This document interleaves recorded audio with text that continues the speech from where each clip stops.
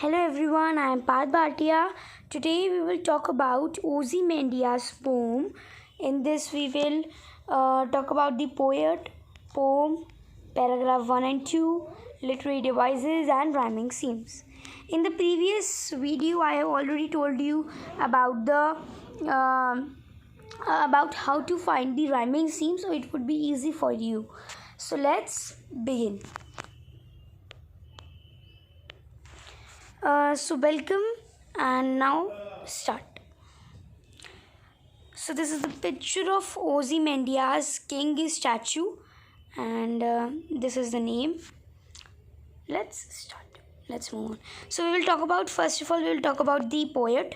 So poet was P.B. Shelley, and he was the poet of romantic age, means was a romantic poet who really became famous after his death. Before death he was famous, but not but he became more famous when he died. Okay, he wrote Ozymandias for a competition in 1817. You can read more about him on Google, and let's move on. So Ozymandias, this is a statue that is ruined, or we can say broken, and this is the poem. I must read the poem. I met a traveler from an antique land who said, two vast and trunkless legs of stone stand in the desert, near them on the sand. Half sunk, a shuttered visage lies who frown, and wrinkled lips and sneer and of cold command tell that to its sculpture will those passions read, which yet survive stemmed on these lifeless things. The hand that mocked them, and the heart that fed, and the pedestal, and on the pedestal these words were appear. My name is Ozymandias, king of kings. Look on my works, hear my tea and despair. Nothing besides remain round the decay of the colossal wreck, boundless and bare. The lone and level sand stretches far away. So this was by P.B. Shelley. This is the whole poem, and let's move on. So first paragraph is of 8 lines, and second paragraph of 6 lines. So first 3 lines are: I met a traveler from an antique land who said, two vast and trunkless legs of stone stand in the desert. So this means the narrator meets a traveler who said there was an antique land, and means ancient land in which a statue was standing in the middle of the desert. Let's move on. Near them on the sand, half sunk, a shattered visage lies who frown, and wrinkled lip and sneer of cold that tell that its sculpture will those passions read, which yet survive stand on these lifeless things. The hand that mocked them, and the heart that had fed. So what is the meaning? That the king was very much arrogant and very much proud to himself only. Means he said that he sometimes think that he is the only powerful king in the world, and he is the past civilization ruler. So that is written. Let's move on. You can see this poem on YouTube also. So the lines are these one. And on the pedestal these words appear.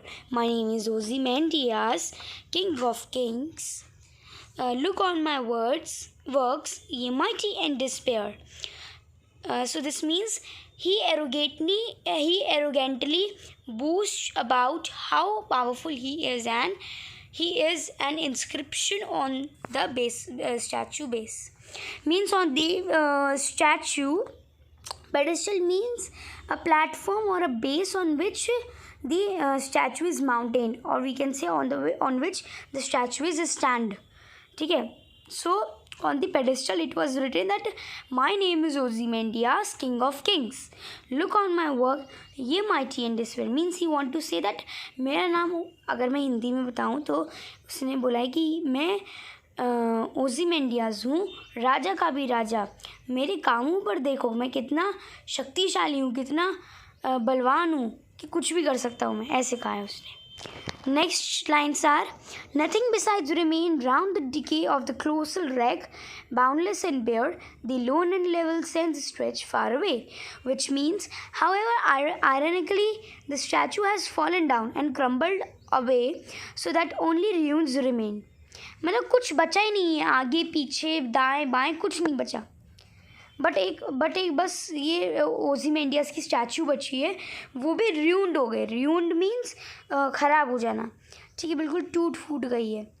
And it is means the sand is means the desert is far far away stretched up. बहुत ही बड़ा है, they have told. And I must also tell you about it.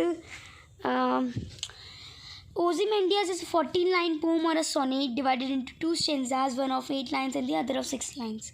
In this poem, the speaker listens to a traveler describing the ruins of a huge stone statue once ordered by King Ozymandias,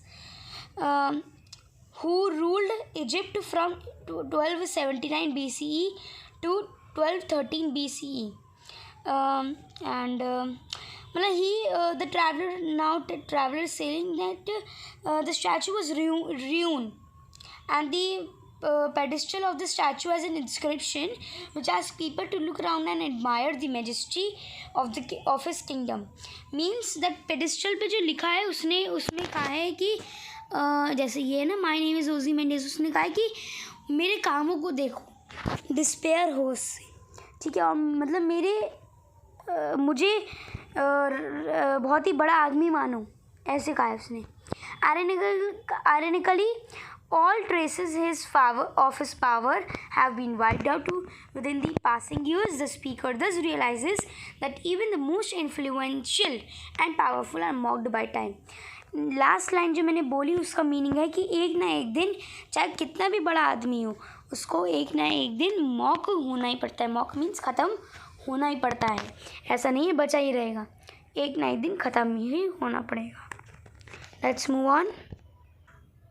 So literary devices are alliteration, hyperbole, irony, personification. Imaginary and rhyming scheme is AB, AB, AC, AB, ABA, CD, C, EDE, FE, F. Alliteration means alliteration means repetition of first consonant sound. Means जो consonant sound का repetition है उसको हम alliteration कहते हैं, जो first consonant sound है. Hyperbole, to exaggerate something use to evoke strong feelings and create strong impression. Like king of kings means we are creating strong feelings and strong impression. Irony, words are used in such a way that their intended meaning is different from the actual meaning. ठीक है, which means that the meaning of the actual meaning is much different from the intended meaning. Then personification, that defined as a literary device that assigns human qualities to object, मतलब जो object में human qualities दिखती हैं. Then imaginary, that when we visualize anything, and this much. So thank you all, bye bye, stay safe, stay at home, don't go out, tata, bye bye.